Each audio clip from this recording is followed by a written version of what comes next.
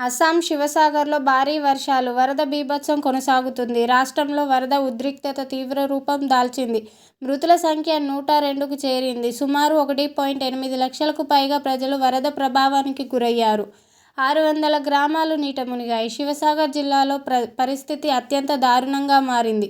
ఒక శివసాగర్లోనే 58,000 మంది నిరాశ్రయులయ్యారు. గోలాఘాట్లో 34,000 మంది, జోర్హాట్లో 26,000 మంది వరద వల్ల తీవ్ర ఇబ్బందులు పడుతున్నారు. రాష్ట్రంలోని 14 జిల్లాలకు యంత్రాంగం హై అలర్ట్ ప్రకటించింది. గౌహతిలోని పలు ప్రాంతాలు నీట మునిగాయి. రానున్న రోజుల్లో మరింత వర్షాలు కురిసే అవకాశం ఉంది అని ఐఎండీ అధికారులు హెచ్చరించడంతో అధికారులు అప్రమత్తం అయ్యారు. వరద ప్రభావిత ప్రాంతాల్లో సహాయక చర్యలు ముమ్మరం చేశారు. బాధితుల కోసం 45 శిబిరాలు ఏర్పాటు చేయగా ప్రస్తుతం 14,000 మంది అక్కడ తలదాచుకుంటున్నారు.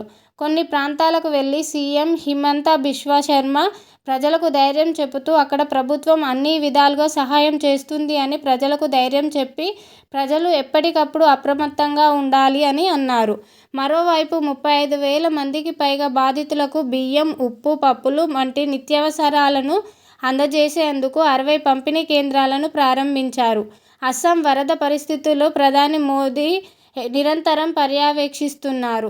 కేంద్ర ప్రభుత్వం తరపున అన్ని విధాల సహాయక చర్యలు అందిస్తామని హామీ ఇచ్చారు కేంద్ర ప్రభుత్వం.